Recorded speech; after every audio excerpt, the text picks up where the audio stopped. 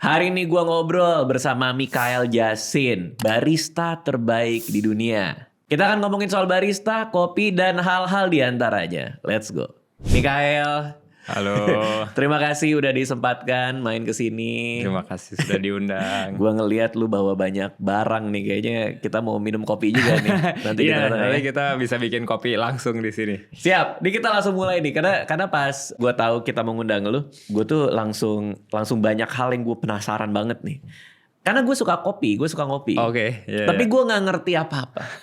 Gue nggak ngerti apa-apa soal kopi. Yang gue tahu hanya gue kalau tiap kali gue ngopi, gue di Citos di Liberica, Liberica Citos, minta americano, duduk di pinggir jalan di gang Citos itu kan, di pinggir situ. Itu aja yang gue tahu. Dan gue nggak ngerti kenapa dia lebih enak dibanding yang lain ya kalau buat gue ya. Pasti gue kesana terus gitu. Gue nggak bisa mengekspresikan di lidah gue kenapa ini enak, apa bedanya. Tapi yang jelas gue suka gitu. Nah makanya gue mau nanya lo hari ini nih. Pertama nih yang paling penting dulu nih. Apa bedanya americano sama black coffee? Long black. Long black ya? Iya. Itu yang lagi ini nih lumayan panas debatnya. Oh gitu.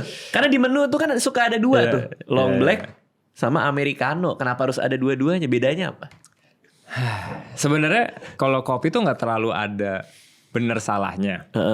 Karena ya kan namanya makanan, minuman nggak ada standar yang harus diikutin banget gitu ya.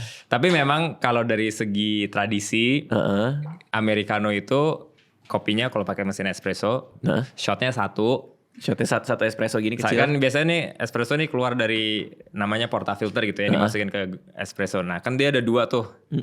Si americano itu cuman dari satu sisinya doang, jadi single shot lah. Single shot espresso. Habis itu airnya lumayan banyak. Misalnya kayak cup segini diisi penuh nih gitu kan.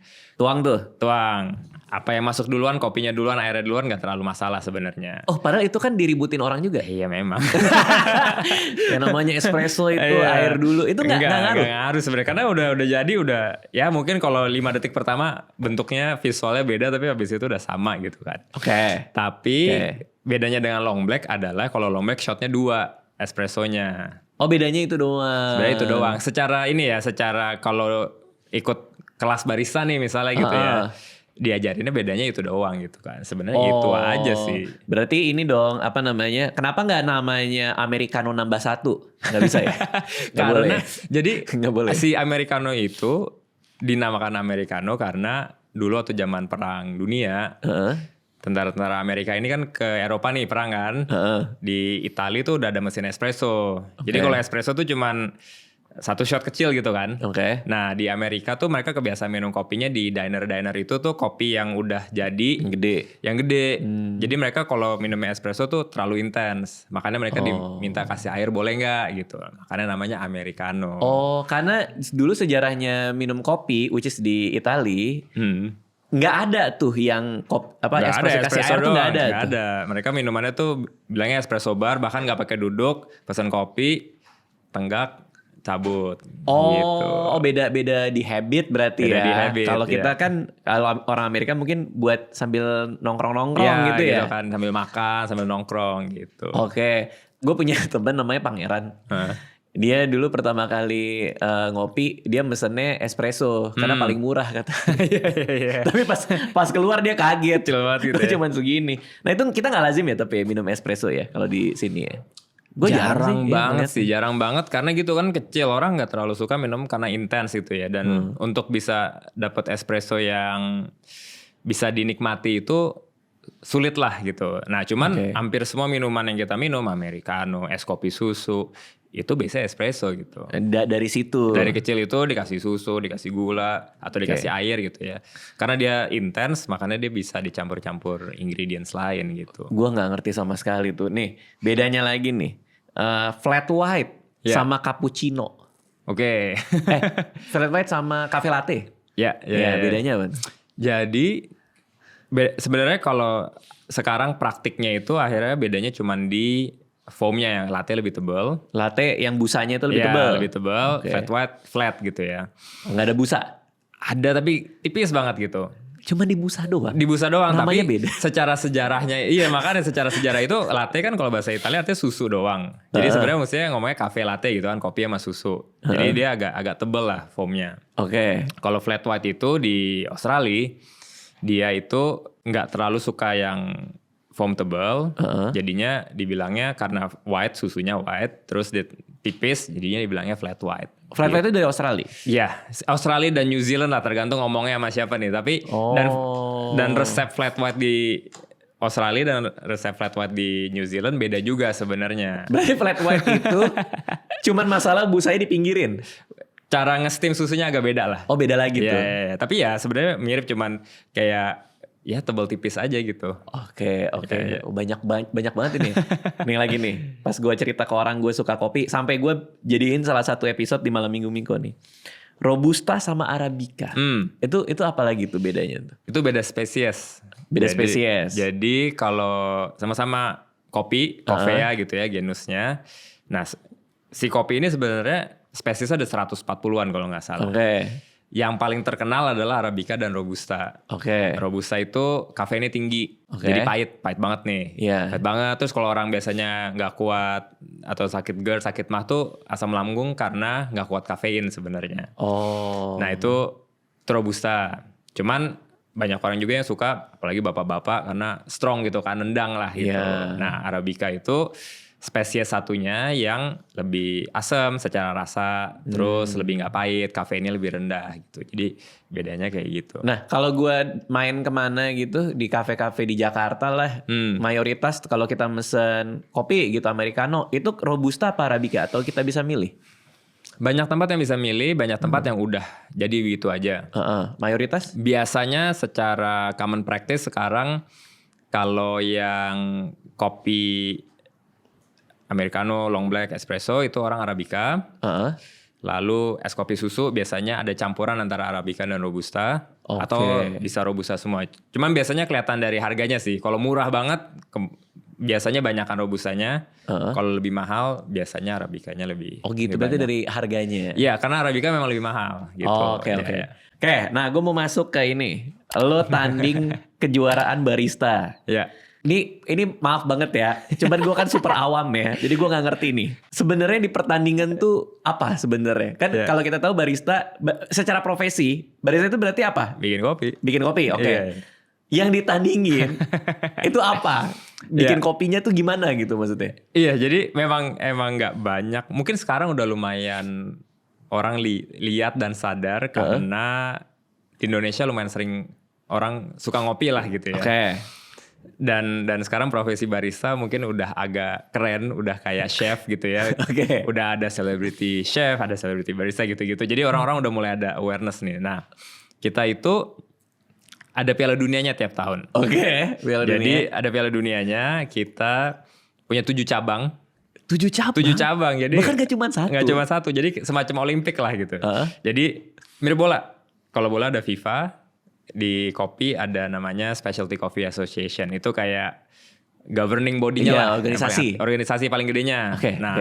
Organisasi di dunianya ini kasih mandat ke organisasi-organisasi lokal. Kalau bola PSSI, kita ada SCAI namanya. Kita ada organisasi lokal kopi ini ada. Karena kalau nggak ada organisasi ini kita nggak boleh ikut Piala Dunia. Oh gokil ya. Iya gitu. Gokil. Terus ada naturalisasi juga. Nah bedanya gitu. Kalau naturalisasi kan harus ada darah Indonesianya. Kalau pemain kopi, atlet kopi, selama dia udah kerja 2 tahun di negara itu dan punya visa kerja, dia boleh ikutan. Walaupun dia orang asing? Walaupun dia orang asing, dia paspornya bukan paspor Indonesia nih. Misalnya, kayak gue dulu pernah kompetisi di Australia. Tapi ya kalau menang jadi mewakili Australia gitu ya. Kebetulan aja waktu itu nggak menang. Tapi ada beberapa contoh bahwa ya udah yang misalnya dia mewakili Australia misalnya. Tapi dia orang Korea, orang Jepang misalnya gitu. Yang penting dia udah kerja 2 tahun? Ya. Ya, secara peraturan gitu. Nah, jadi ada 7 cabang. 7 cabang apa aja nih? Ada yang gue itu namanya World Barista Championship. Itu yang dinilai semuanya. Itu yang paling lengkap lah. 15 menit, 12 minuman, dan kita harus mempresentasikan inovasi atau ide kita. Semacam TED Talk. Kalau TED Talk 15 menit kan ngomong doang nih. Ini kita sambil bikin kopi lah gitu. Ada espresso kali 4. Susu kali 4, jadi kopi panas gitu ya.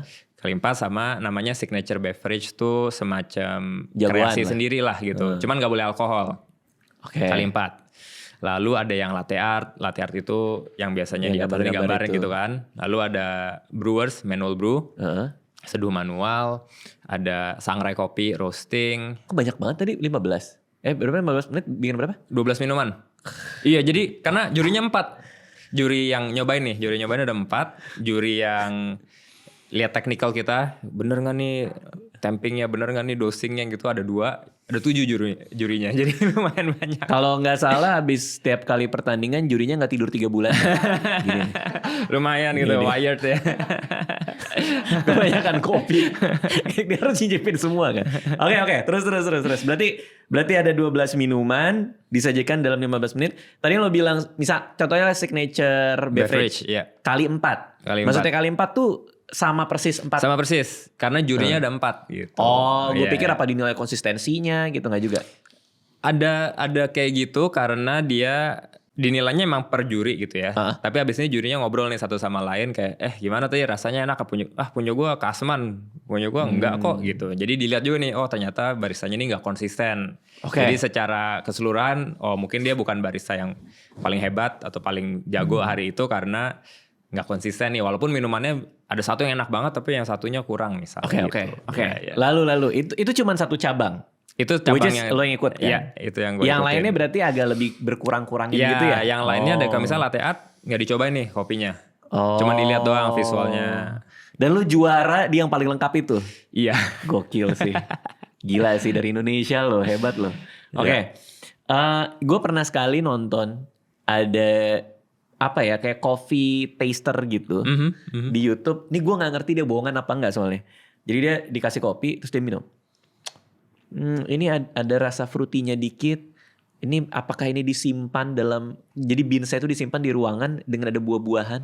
Oh iya betul gitu. Emang bener gak sih? Ada bener ada enggaknya gitu ya. Jadi kalau yang si taster itu ada kejuaraannya juga. Jadi ada kejuaraannya juga. Nyicipin kopi ada kejuaraan nih. Gokil. Jadi ada 3 cup gitu ya. Yang 2 sama, yang 1 beda, dia harus bisa milih yang beda yang mana gitu. Oke. Terus kali 8 set. Nah, biasanya kopi itu fruity atau pahit atau asam bukan karena dia di sebelahnya tanam pohon jeruk terus jadi rasa jeruk. Tapi memang kalau si lahannya itu kaya akan keberagaman tanaman, rasanya juga biasanya jadi lebih fruity, lebih kompleks lah. Karena tanahnya sehat. Jadi gitu. di biji kopi itu dia ada karakter tanahnya? Iya. Oh ya? Jadi kayak kalau di wine itu istilahnya terroir gitu ya. Jadi dia semacam DNA-nya lah gitu. Kopi misalnya Gayo rasanya akan beda sama kopi Jawa Barat.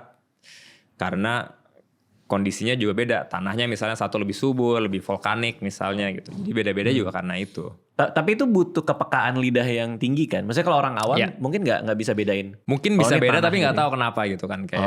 Kayak gue kali ya? Bisa juga karena mungkin kita kalau kurang paham dikira ini merek ini sama ini bedanya ya karena beda merek aja atau beda mesin gitu kan. Padahal sebenarnya juga dari awal dari tanamannya sendiri pun juga beda. Seberapa berpengaruh, maksudnya seberapa berbedanya tangan barista yang nge-brew kopinya? Lumayan ngaruh kalau alat-alatnya kurang canggih gitu ya. Semakin canggih alatnya, semakin baristanya ngaruhnya ke memilih produknya, knowledge-nya yang lebih penting dibanding teknikalnya gitu ya. Tapi kalau misalnya kita nyeduhnya manual atau alatnya standar banget gitu, nggak memudahkan, nggak ada otomasinya, si barista ini lumayan berpengaruh karena dia harus manual gitu kan. Misalnya digilingnya, habis itu cara dia siapin espresso shotnya, cara dia steam susunya gitu. Itu beda-beda? Ya, beda-beda. Nah, tadi kan lo bilang lo harus nyiapin signature beverage. Dan itu harus dipresentasiin. Dan lo juara 1 di World Championship itu kan. Apa signature beverage lo? Biasanya signature beverage itu dinilainya nggak cuman dari rasanya aja. Tapi juga harus merangkum tema yang kita bawakan di tahun. Apakah temanya itu misalnya tentang ada kopi enak banget, spesiesnya langka banget dari gunung mana gitu. Atau waktu itu tema gue kebetulan mindfulness. Jadi gimana cara kita bisa menyelaraskan jiwa, raga, dan ruh gitu ya. Mind, body, and soul gitu. Nah kebetulan si signature beverage-nya itu adalah rangkuman dari itu gitu. Jadi kopinya dari Kolombia kemarin. Terus dikasih coklat kakao nips dari Kalimantan. Habis itu dikasih sirup yang dibuat dari pohon namanya Palo Santo. Jadi Palo Santo nih kalau sering ke yoga studio, sering ke tempat-tempat meditasi, ini batang biasanya segini yang dibakar untuk bantu kita semacam aromaterapi lah gitu. Itu dijadiin sirup? Itu jadi sirup, jadi bakar dulu, habis itu dikasih vanilla, dikasih gula, di infuse gitu lah. Nah itu lo nyiapin sendiri berarti? Iya itu nyiapin sendiri. Habis itu apalagi ya, ada susu yang di clarify istilahnya, jadi ditarik solidsnya dengan lemon lah gitu. Gimana? Jadi udah ada susu nih? Terus? Jadi kayak bikin keju apa tahu gitu. Jadi susu dimasukin apapun yang asam sebenarnya. Cuman waktu itu kita pakai lemon. Jadi dia misah nih, dia curdling. Susunya. Jadi ada yang naik, yang beningnya, itu ya? bening kayak bikin yogurt lah gitu. Iya tahu. Kalau buka yogurt nih ada yang suka ada beningnya, bawahnya ngendep gitu kan. Nah ini yang ngendepnya kita singkirin, yang kita pakai yang si beningnya aja. Nah beningnya itu protein yang jadi rasanya kayak susu tapi nggak se-strong susu lah gitu. Nah itu lo bikin sendiri dan jadilah si, apa nama beverage lo ini? Namanya sih kita kasarnya mocha, tapi O-nya kasih tanda bintang. Karena nggak mocha banget kan, mocha biasanya coklat sama kopi gitu ya. Jadi karena ada coklatnya ya. Coklatnya dari Berau, dari Kalimantan. Dari Kalimantan. Iya. Lo nge-source itu dari mana? Jadi ada salah satu teman yang emang gila banget sama coklat. Jadi dia emang pekerja coklat lah gitu. Jadi dia punya coklat bar, dia punya kakao nips istilahnya tuh yang sebelum jadi coklat bar. Terus dia juga kerjasama dengan petani-petani kakao lokal. Ya udah, jadi kita bukan bantu sih, kita minta ditolong mereka, terus ya udah kita beli produknya, terus kita pakai itu di kejuaraan. Kenapa coklat itu? Karena coklat sama kayak kopi rasanya beda-beda juga. Beda-beda gitu. Ya? Jadi ada yang lebih asam, ada yang lebih pahit. Nah kebetulan yang si Berau ini dia asamnya lumayan tinggi, tapi nggak sepahit coklat-coklat yang lain lah gitu. Berapa lama lo membuat si signature beverage ini? Itu kan ada proses kreatifnya kan pasti kan? Iya. Gimana? Lumayan lama sih. Sebulan, 3 bulan. Mungkin trial errornya 5 bulan. 5 bulan? 5 bulan, karena kayak kadang-kadang kebanyakan dikit. Terus, maksudnya kebanyakan harus dikurangin. Terus cara penyajiannya, terus kayak yang dinilai nggak cuman seberapa enak kopinya, tapi secara konsep gitu kan. Jadi kalau misalnya konsepnya mindfulness, tapi misalnya cupnya warnanya ngejreng banget, kurang meditatif gitu kan. Jadi kita harus sampai ke cupnya? Iya. Cupnya pakai apa lo? Ya, jadi kemarin cupnya itu ada pengrajin seramik dari Jepang yang bikin. Wah gila. Bentuknya kayak apa ya, kayak gelas whisky gitu. Jadi bawahnya lebar, terus mengecil gitu ke atas. Tapi nama cupnya itu The Moon. Kenapa? Karena dia yang tadinya halus, kan orang Jepang kan puitis banget gitu ya. Jadi dia udah bikin halus, dikasih warna emas, abis itu sama dia dirusakin. Di grind gitu supaya dia lecet-lecet, gopeng-gopeng. Jadi biar kayak bulan kan ada yang kasarnya. Nah, cuman dia kayak ini kasar tapi di atasnya halus supaya orang bisa ngeliat kontrasnya nih. Wow. Filosofinya adalah kalau lu nggak ngerasain kasar, lu nggak bisa menghargai halus gitulah. Sangat artistik sekali ya. Iya. Itu sampai gelasnya lo pilih sendiri juga kan, cupnya lo pilih sendiri. Akhirnya lo tuangin. Presentasinya apa itu? Bahwa ini adalah gabungan dari mindfulness gitu. Iya. Presentasinya sebenarnya, jadi istilahnya kalau orang yang barista yang jadi juara dunia ini, salah satu kriterianya kita harus bisa thought provoking lah, harus bisa bikin orang mikir gitu kan. Atau gimana caranya setelah nonton presentasi kita dia kayak, oh iya ya benar juga ya. Kita bisa gini nih gitu. Nah caranya apa? Caranya banyak, bisa itu inovasi baru, apakah itu ekstraksi kopi yang baru gitu ya. Nah ini inovasinya di? Nah kebetulan inovasinya yang gue bawa adalah cara nikmatin kopi sebenarnya gitu. Karena kadang-kadang orang tuh kalau apalagi zaman sekarang gitu kan banyak distraction gitu ya, HP, email, apa segala macam. Kadang-kadang kita kopi udah dibikin susah-susah, asal minum cabut gitu kan, nggak berhenti dulu untuk istilahnya stop and smell the flowers gitu kan. Kita nggak berhenti dulu, kita nggak nikmatin kopinya gitu kan. Nah, jadi gue cerita waktu itu gue lumayan burn out, abis sering kompetisinya gue udah 10 tahun soalnya. Terus lumayan capek, burn out, nggak tahu lagi mau ngapain. Jadi yaudah deh, gue step away dulu nih, nggak ikut kompetisi dulu. Dari stepping away itu sadar bahwa sebenarnya kita harus bisa gimana caranya mengbalance antara mind, body sama soul gitu kan. Nah jadi presentasinya adalah gimana cara kita harus kadang-kadang berhenti dan stop and smell the flowers supaya kita bisa menghargai apa yang ada depan kita sebelum kita balik lagi ke kesibukan masing-masing gitu. Dan menurut mereka itu inovatif enough lah gitu untuk dijadikan pemenangnya.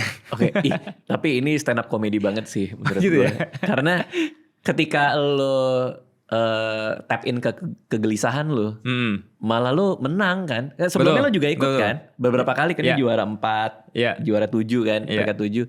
Tapi ketika lo udah capek banget berkompetisi, akhirnya aduh apa sih yang gue rasain, gue ngerasain ini, terus lo jadiin kopi kan. Justru menangnya di situ kan. Itu story-nya gokil sih menurut gue. Iya, karena mungkin orang-orang bisa ngeliat kayak bisa vulnerable, bisa personal gitu kan, gak cuma ngomongin kopi doang. Ya gitu, kalau stand up comedy juga banyak beberapa yang gue ikutin gitu ya, kayak ngomongin misalnya lagi divorce lah, jadi bercandaan gitu kan, atau trauma masa kecil jadi bercandaan. Orang-orang jadi lebih lebih bisa connect karena oh ya gue juga ngerasain nih burnout, oh gue juga ngerasain nih pernah going through divorce apa gitu. Kalau latte artnya lo ngapain, bikin apa?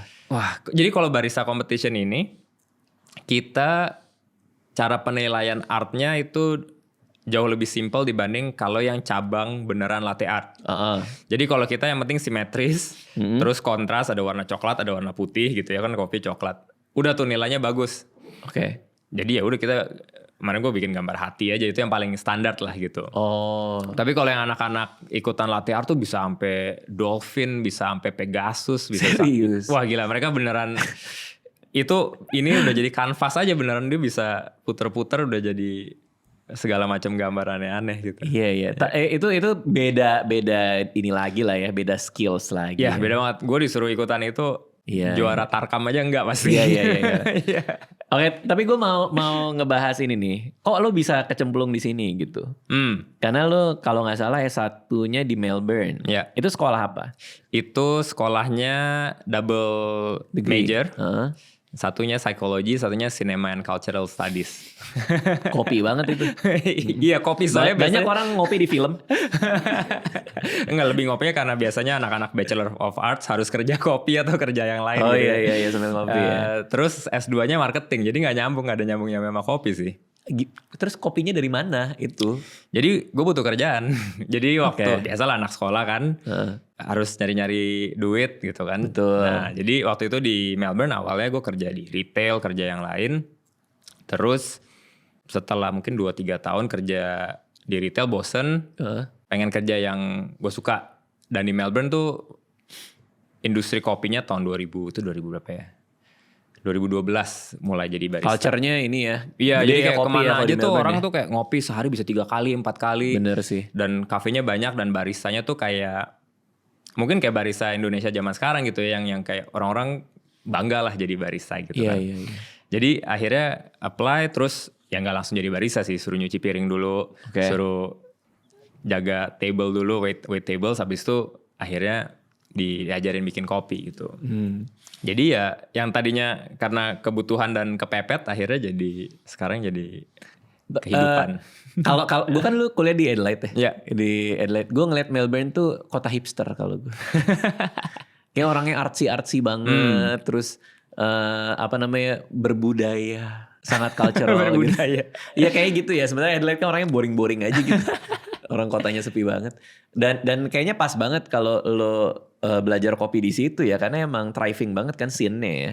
Iya, jadi kan? Waktu itu gue baca buku lo tuh, itu 2008 ya buku itu. Gue 2005. 2005, gue lulus sekolah SMA itu 2008. 2008, oke. Jadi waktu gara-gara baca buku lo, pengen nih sekolah ke Australia gitu Yang kan. bener? Serius ya, karena mungkin gue baca itu 2007, sebelum lulus lah gitu. Jadi sempat kayak Adelaide.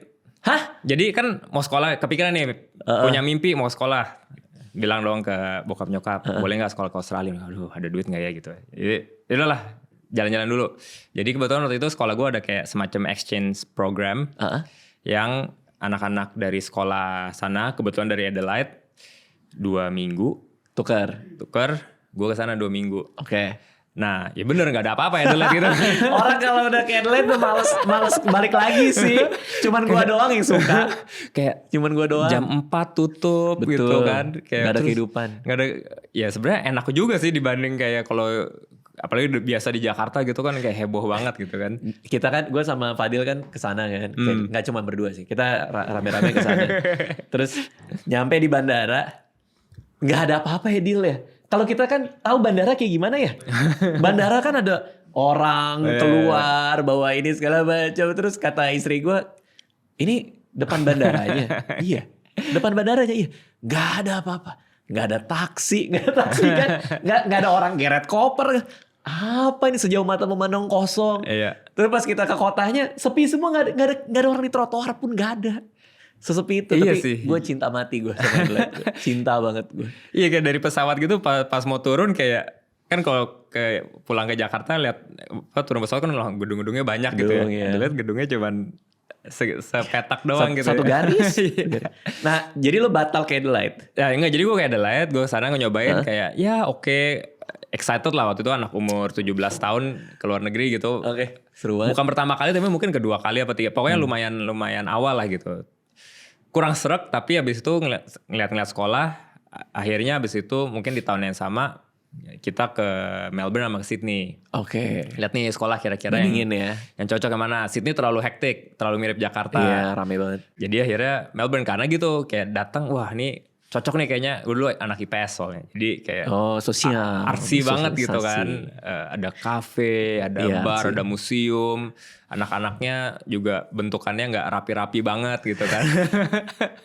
Ke Melbourne kan anak gaul semua isinya. Iya, dulu gue sekolahnya waktu SMA lumayan strict gitu soalnya. Jadi kayak begitu kesana kayak wah boleh keluarin baju gitu kan. Iya. Nelayan.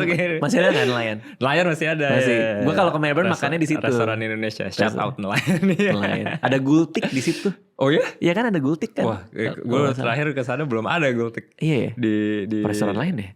Mungkin ada sekarang ya. Iya. Oke, tapi kan semua orang bisa jadi barista. Iya. Maksudnya katakanlah lo dari cleaning table segala macam jadi barista nih kan, semua orang bisa aja dari cleaning table jadi barista.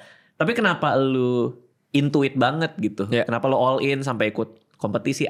Apa yang barista ini kasih ke lu gitu secara profesi? Sebenarnya gue ikut. Jadi dulu tahun 2013 itu di Melbourne jadi tuan rumah kejuaraan dunia barista. Jadi gue pertama kali ngeliat bahwa kayak wah ternyata kerjaan barista nih ada jenjang karirnya gitu ya. Kayak bisa jadi juara dunia di kejuaraan barista gitu. Kayak gue nggak perlu kerja lawyer, nggak perlu kerja nggak perlu kerja kantoran untuk bisa punya jenjang karir gitu kan. Nah jadi gue pengen coba seriusin karena ngelihat itu sebagai kesempatan untuk belajar, kesempatan untuk memperbaiki karir, dan pastinya ya kan pengen naik gaji apa segala macam ya. Jadi ngikutin awal pertama itu 2014 ikut kompetisi, dan kalau kompetisi pakai bahasa Inggris kan. Jadi sekalian juga untuk bagusin bahasa Inggris ya. Waktu itu mungkin udah di Melbourne sekitar 3-4 tahun ya bisa karena bisa masuk sekolah gitu kan. Tapi bahasa Inggrisnya sehari-hari banget gitu kan. Bahasa Inggris yang public speaking sama presentation kan beda banget gitu. Jadi pakai itu buat sebenarnya ajang pembelajaran dibanding kayak zaman dulu berapa tahun yang lalu itu ya, 10 tahunan yang lalu belum kebayang lah jadi world champion gitu kan. Kayak itu jauh banget di kepala lu ya? Jauh banget gitu. Juara kayak dunia gitu ya? Iya kan, kayak yang ikut tuh biasa ada sekitar 50-an negara. Belum untuk nyampe ke situ lu harus menang level regional, level Tarkam. Habis itu lu harus menang level nasionalnya baru bisa gitu kan. Ya kayak anak kecil main bola mimpi pengen jadi Ronaldo gitu kan. Iya kan, kayak beda, maksudnya jauh banget gitu. Tapi ya udah dijalanin, akhirnya lama-lama kesampean juga. Apa caranya gitu? Maksudnya lo baca buku kah, lo berguru kah sama master barista? apa caranya tuh? Iya, kopi belakangan banget, baru beberapa tahun terakhir ini ada sekolahnya. Maksudnya sekolah yang dapat ijazah sebagai S1 gitu udah ada sekarang. Ada. Udah ada S2-nya malah sekarang. S1 barista. S1 kopi sih sebenarnya. S1 kopi. Iya, jadi S1 kopi. Barista itu jadi salah satu mata kuliahnya lah gitu. Wah.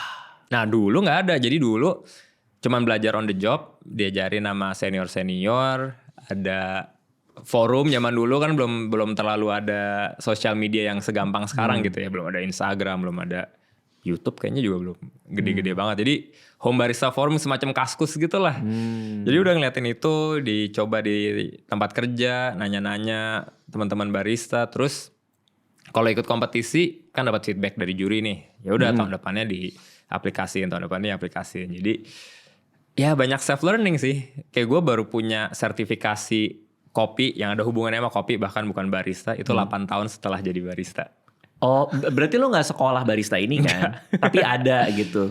Enggak, ya maksudnya sekolah ada. Zaman gue dulu sih belum, zaman dulu tuh adanya cuman sekolah gimana cara bikin kopi. 3 jam, 4 jam. Kayak kursus. Barista course ya, kursus gitu. Ya udah abis itu udah sana lu pergi gitu kan. Oke. Ya, sekarang udah beneran ada kurikulumnya. Berarti gitu. ini otodidak nih? Ya. Gokil. Jadi apa? YouTube, video YouTube juga lo tonton? Ya gitu? YouTube banyak. Terus lama-lama akhirnya karena di sirkuit kompetisi ya ada coachnya apa segala macam. Tapi dulu beneran dari YouTube, terus ya udah dicoba-coba aja gitu. Makanya sekarang kita juga punya YouTube channel untuk bikin kopi supaya teman-teman yang baru belajar bisa nonton juga gitu. Gue tertarik coach nih. Gimana nih coach barista nih? Dia di pinggir gitu kayak yang bener dong gitu. Gimana nih coach barista nih? Kalau lagi kompetisi nggak boleh ada coaching. Agak kayak tenis gitu. Jadi lu presentasi terus lu coachnya nggak boleh nyaut lah gitu kan. Tapi kalau lagi latihan sehari-hari itu dia bantuin presentasi. Presentasinya cara kita ngomongnya dan kata-kata yang dikeluarin tuh harus ada hubungannya sama si score sheet-nya lah gitu. Terus dia coaching untuk nyobain kopinya kira-kira enaknya gimana gitu. Kayak misalnya nih dosisnya ditambahin apa dikurangin. Cara sangrainya mesti kayak gini. Terus kira-kira topik yang lagi ngetren apa. Karena topiknya kan selalu muter ya. Yang di-consider sebagai inovasi tuh dia ganti-ganti. Tergantung cycle-nya, tergantung industrinya lagi butuh apa. Kadang-kadang mungkin inovasi yang dibutuhin tentang kayak gini, mindfulness. Karena biasa ngomongin itu. Iya kayak post-covid nih. Setelah covid kan orang-orang banyak yang lumayan stres, nggak di rumah doang, nggak kemana-mana gitu. Jadi lagi lumayan tapi sebelum itu misalnya tentang science, tentang yang lain-lain juga. Ketika lo di Melbourne, terus lo juara dunia kan baru sekarang nih.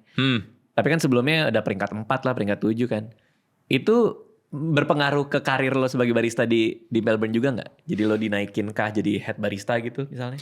Nah, waktu gue akhirnya menang kejuaraan nasional tuh udah balik ke Indonesia.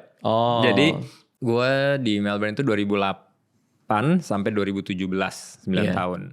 Kompetisi barista pertama 2014 kalau nggak salah. 2 kali lah, 2014 sama 2015. Abis itu pindah ke Indonesia, baru mulai compete lagi. Abis itu ya udah setelah jadi juara nasional, abis itu jadi juara 4 dunia, karirnya lumayan kebantu gitu. Karena kalau dulu masih kerja sama orang, ya kita selalu kerja sama orang sih selalu ya. Tapi udah punya bisnis pun kerja buat orang kan. Bener. Buat customer. Iya, jadi dulu masih kerja sama grup Common Grounds gitu ya. Abis jadi juara nasional, abis itu jadi juara 4. Ya karirnya naik, gajinya naik, dikasih kesempatan lain gitu ya. Terus akhirnya setelah itu jadi partneran sama mereka, terus bikin bisnis sendiri gitu.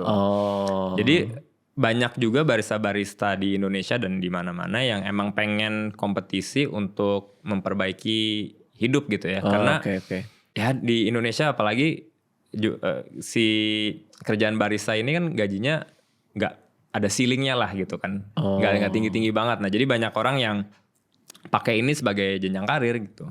Tapi akhirnya kafe-kafenya pun juga kayak butik kafe gitu ya. Karena kalau mau mass marketin keahlian bikin kopi banget, itu kan harus di satu tempat artisan coffee gitu ya berarti ya? Iya. Cafe gitu. Biasanya memang kalau mau bikin yang sama persis kayak di kompetisi nggak bisa, harus artisan banget, harus kecil gitu kan. Cuman memang ilmunya ini bisa diaplikasikan di scale untuk bisnis-bisnis kopi gede. Kayak sekarang kafe-kafe yang cabangnya ada ratusan gitu, yang chain store, ya mereka juga punya banyak ilmu-ilmu yang diterapkan dari kejuaraan barista itu ke bisnis itu. Apakah dari segi inovasi tentang buat kopinya, dari segi mesin kopinya. Seperti itu ya. Nah, gue mau beli yang ini di mana nih? Si kopi juara lo ini. Nah, ada jadi nggak? kita ada kafe di BSD. Ada kafe di BSD. Ada kafe di BSD yang bentuknya nggak kayak kafe biasa gitu ya. Secara konsep. Jadi semacam omakase tapi coffee gitu ya. Jadi kita namanya omakase. Kenapa? Karena datang ke sana nggak bisa pesen dong long black apa flat white gitu. Jadi datang orang pesen mau kopi Indonesia misalnya. Dari kopi Indonesia ini nanti ada beberapa minuman yang kita sajikan yang menurut kita bisa meng-highlight profil rasanya. Jadi ada yang black coffee aja, kadang-kadang filter coffee, kadang-kadang manual brew, kadang-kadang long black. Habis itu ada yang dengan susu, habis itu ada, dan susunya nggak cuma susu sapi, dicampur ada susu oat, susu cashew, susu campur-campur lah gitu. Terus ada yang si signature beverage-nya ini. Gua dateng. Gua pasti dateng. Wah, silakan. Omakase. Omakase. BSD di mana? Di Zora namanya. Jadi itu dekat sekolah, ada sekolahan di belakangnya Cubic. Mungkin orang-orang paling tahu Cubic. Cubic tahu. Itu kayak ada compound gede gitu lah. Nah, ini kita di belakangnya. Daerah Zora tuh namanya ya. Areanya Zora. Nama tempatnya Omakase. Omakase. Gue dateng ke sana. Jadi ini gue yang bayangin ya. Kita datang, kita terima aja kan? Terima aja. Lo mau bikinin gue apa? Ayo gitu kan? Iya. Anjir, sumpah keren banget. Tapi gue nggak ngerti, nggak apa-apa ya? Nggak apa-apa. Jadi memang tujuan kita di sana supaya orang-orang yang datang, walaupun nggak ngerti, keluarnya ngerti karena akhirnya dijelasin. Jadi biasanya satu kali datang itu mungkin sekitar 1,5 jam experience-nya. 1,5 jam. 1,5 jam. Kopi. Jadi Gokil. barista-barista yang di sana itu mereka lebih jago ngomong dibanding lebih jago bikin kopi karena ya gitu kan, orang kadang-kadang bukan yang nggak suka kopi tapi nggak ngerti. Iya. Jadi lebih butuh diceritain dibanding wah ini kopi paling enak di dunia. Nih gitu kan, nggak diceritain kenapa ini kopi paling enak di dunia. Gue menarik banget sih konsepnya ya. Dia akan diperbaruinya berapa sering? Jadi kita tiap 3 bulan kita ganti season kita bilang. Jadi gue terinspirasi banget sama orang-orang teman-teman chef yang fine dining, kayak mereka sourcing ingredients misalnya, terus dari farm to table konsepnya, atau yang ganti-ganti season. Nah jadi kita tiap 3 bulan sekali ganti season. 2 hari lagi, wah ini kita shootnya hari apa nih? Selasa, hari Kamis nih, ntar kita akan launch tiap 3 bulan new season gitu ya. Dan kita kalau orang datang tuh kita kasih lihat kita punya fermentation room, kita ingredients kita di fermentasi, habis itu kita kasih lihat dapur kita, si preparation room, baru habis itu duduk nyobain. Iya. Gue tuh sekarang lagi jarang banget kopi. Gue tuh suka banget kopi ya. Tapi sekarang tuh lagi jarang banget kopi ya karena ini sih asam lambung kan. Oh gitu. Jadi gue paling seminggu 2 kali. Nah itu berapa kopi? Itu 3 kopi. 3 kopi. Tapi kita bikin serving size-nya lebih kecil. Jadi kalau di total mungkin sekitar 1 sampai 1,5 kopi. 1,5 gelas ya maksudnya, karena kan dipisah-pisah. 1,5 jam. 1,5 jam. Siap, sikat. Kenapa nggak bikinnya di sana, di Melbourne? Jadi waktu itu pindah karena kalau mau di Australia kan harus PR. Harus permanent resident. Harus permanent resident. Nah salah satu opsi yang tersedia waktu itu adalah gue harus kerja di tempat yang waktu itu gue kerja.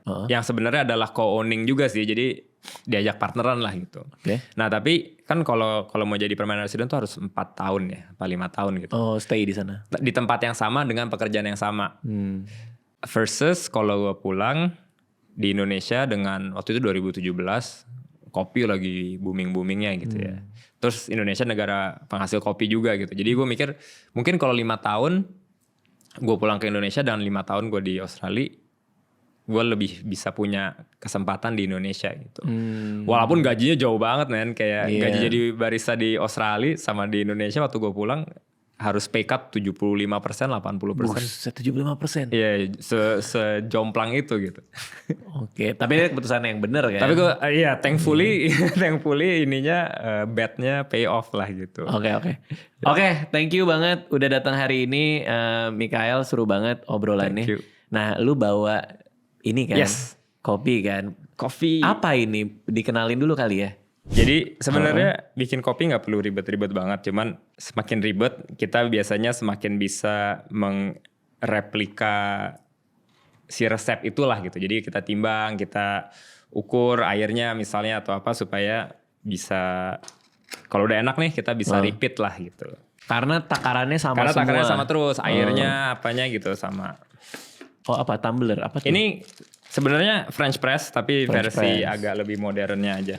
Oh ini French press. Jadi ini kita kopi dari Jawa Barat, dari Gunung Halu. Dari Gunung Halu. Gunung Halu di Kabupaten Soreang. Soreang Jawa itu kabupaten Halu. apa? Soreang. Ini apa? Lu ini beli bisa di tempat lu apa gimana? Ya ini kebetulan dari tempat kita, dan si biji kopinya ini kita kerja langsung dengan petaninya, Teh Rani namanya. Oh, nah itu nama petaninya. Iya. Jadi kita salah satu bisnis gue adalah green bean export sebenarnya. Nah ini yang green bean. Jadi kan kopi sebelum disangrai ini dia bentuknya hijau gitu ya. Nah yang diekspor tuh biasanya sebelum disangrai. Nah ini yang kita kerja dengan lumayan banyak petani itu untuk bantu sama-sama merepresentasikan kopi Indonesia di kancah internasional lah gitu. By the way, ini gelas kita. Kayak tante-tante banget deh. Ini. Oke, jadi kita sambil nunggu air panas ya. Apa sudah ada air panas ya? Oh ini air panas sudah ada. Oke, jadi ini dimasukin grindernya. Iya, ini grinder manual, ini digiling. Habis itu sebenarnya kadang-kadang orang bingung nih kayak kalau mau investasi untuk bikin kopi di rumah tuh apa yang harus dibeli duluan gitu ya. Kita selalu rekomendasiin tuh biji kopi harus se-fresh mungkin. Bukan biji kopinya sih, si kopinya ini jangan digiling dulu lah gitu. Kadang-kadang orang suka ngopi di rumah, dia beli kopinya minta digilingin, habis itu disimpan 2 bulan gitu kan. Itu nggak bagus. Nggak bagus karena dia begitu digiling, si aromanya langsung hilang gitu kan. Jadi baunya enak banget. Iya jadi. Cium banget. Nah bau fresh ini cuman bisa kalau kita gilingnya fresh gitu. Nah ini berapa lama? Kalau misalnya katakanlah gue beli nih, berapa lama gue simpan di rumah? Sebenarnya kopi nggak ada expirednya gitu ya. Tapi kalau dari segi rasa, optimumnya itu biasanya sekitar 2 bulan mentok lah gitu. 2 bulan nih? Iya. Si Ernest waktu itu teman gue, dia pas gue lagi syuting bareng dia, bawa-bawa beginian. Terus dia kayak niat banget dong berarti. Iya. Lo nggak nge-grinding, nggak bikin kopi, kan lo kan suka kopi gitu kan? Oh gue udah ada Nes, namanya GoFood gue bilang. Tapi buat dia rasanya beda banget dia bilang. Iya. Ternyata emang segitunya ya. Lumayan sih kalau orang-orang kayak jujur gue kalau di rumah nih jarang banget bikin kopi. Oke. Istri gue juga orang kopi, dia juga barista champion, tapi kita nggak ada yang kadang-kadang bahkan nggak punya kopi di rumah gitu. Kalau mau lagi malas keluar gitu, telepon anak-anak di kafe, kirimin kopi dong gitu kan. Apa sih udah jadi? Iya udah jadi, atau ya udah beli aja dari online platform gitu kan, karena ya mungkin karena kerjaan jadi males gitu ya. Tapi ini tahu, menurut gue the whole metode ini itu juga calming juga gak sih? Betul. Lo bangun pagi, ya lo nge-grinding. Jadi rutin ya. Kan? Kadang-kadang jadi ini juga jadi apa ya? Praktis mindfulness juga gitu kan. Kayak orang pakai ini 5 menit dia sampingkan waktu untuk enjoying coffee gitu kan. Iya benar-benar. Jadi bisa slow down, jadi bisa menikmati hidup lah gitu. Wah ini baunya gokil sih, gila sih. Ya ini lumayan. Nah gimana caranya tadi tuh biar gue bisa coba di rumah? Nah ini sebenarnya gampang banget. Ini cara paling gampang bikin kopi karena ini secara esensi adalah kopi tubruk gitu kan. Iya. Jadi kita masukin tadi kopi, habis itu masukin air panas. Secara perbandingan, resep paling standar itu adalah 60 gram kopi per liter air. Ini tadi 60 gram di sini? Nah enggak, jadi yang ini cuman 20-an gram tadi. Oke. Jadi itu yang kayak secara resep standar internasional yang orang-orang mulai itu 60 gram kopi sebanyak 1 liter. Jadi kalau kopinya 30, airnya 500. Oke, proporsional gitu. lah ya. Proporsional. Ini tadi 20 gram berarti ngeliatnya di sini nih? Ya, ini sekarang dia ada 280. Nah, ini dibikinnya agak lebih kental dikit. Karena kebetulan kopi itu cocok untuk si rasio yang agak lebih kental lah gitu. Oke. Ini pengatur waktunya buat apa? Nah, jadi kita kan kalau ekstraksi kopi ini dengan air panas tuh kayak masak. Kita nggak mau masaknya kelamaan. Jadi ini kita dikasih timer. Biasanya sekitar 4 menit itu nanti kita akan press menggunakan si filternya ini filter metal. Habis itu kita bisa tuang untuk minum kopinya seperti itu. Oh, jadi udah di grind. Tadi udah ada takaran gramasinya juga di sini. Airnya juga. Nah, penanda liternya tuh di sini berarti. Di sini ada kelihatan, tapi kita pakai aja. Jadi tadi masukin. Terus misalnya tadi 20 gram. Habis itu ini bisa di nolin lagi. Habis itu kita masukin jumlah airnya gitu. Jumlah airnya kelihatan di sini? Iya, yang tadi 280 itu jumlah airnya. 280 gram air. Gram air. Oh. Iya. Oke. Masuk ke sini baru tunggu sampai 4 menit. 4 menit. 4 menit terus nanti kita ini agak diaduk dikit baru kita press turun. Tinggal 40 detik lagi berarti kita diem-dieman aja ya. Kita diem-diem aja, kita mungkin ada iklan. Oke. Ini dari baunya aja gokil sih, parah sih. Kenapa yang ini yang lo bawa ke sini hari ini? Jadi Halu ini. si Teh Rani ini dia salah satu petani yang kita paling sering kerja bareng. Karena salah satu yang paling deket, biasanya kebun kopi lumayan jauh-jauh gitu ya.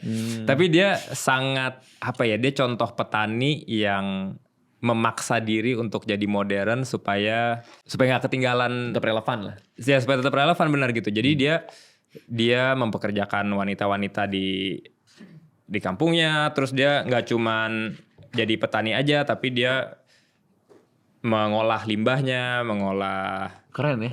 Apapun yang bisa dijadiin uang lagi. Jadi nggak cuman diolah limbahnya sebagai kompos aja misalnya, tapi dijadiin briket, abis itu dijual lagi briketnya. Briket itu apa? Briket itu yang biasa buat jadi arang. Oke. Ya, jadi yang biasa dibuang sama dia jadiin briket gitu kan. Terus dia juga buka kafe, jadi kayak ini banget, pebisnis banget lah gitu. Nggak cuman sekedar satu aja yang dikerjain gitu. Gokil. Gue dituangin barista terbaik di dunia, bro. Kebetulan tadi kita juga ngopinya baru dikit. Oh gitu? Masih oke lah. Iya. Jadi sesederhana ini tuh pun bisa ya? Bisa. Dan ya gitu, kadang-kadang orang mikir harus ribet gitu ya. Atau gimana, padahal kayak gue selalu bilang, dan baru sadar gak lama-lama ini sih, kayak kadang-kadang kita bikin kopi paling enak, tapi ya udah asal minum aja gitu, nggak dinikmatin gitu kan. Sedangkan kalau kopinya udah enak, terus kita take a moment buat santai dulu, untuk dihirup aromanya dulu, iya lagi, baru diminum, itu sebenarnya bisa jadi lebih enak. Kita coba ya.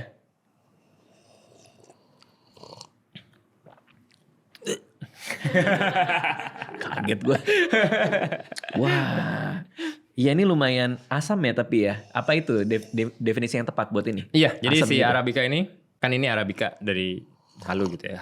Arabica memang dia salah satu karakternya adalah lumayan asam. Tapi asam di mulut, bukan asam yang, kan jenis asam ada asam kimia, ada asam yang secara rasa gitu ya. Yeah. Jadi kalau Arabica ini asamnya lebih dirasa, tapi secara tingkat asam yang kimianya itu dibanding Robusta, sebenarnya Robusta lebih tinggi. Oke. Makanya ya kalau kebanyakan tetap sakit mah juga sih, cuman bisa lebih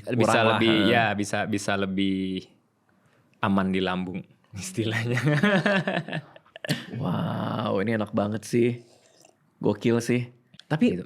Kalau kayak gitu apa bedanya sama mesin yang gede-gede yang kita lihat tuh ya di kafe-kafe ya? Kalau dengan metode ini kan kita bisa bikin kopi yang enak nih. Ya.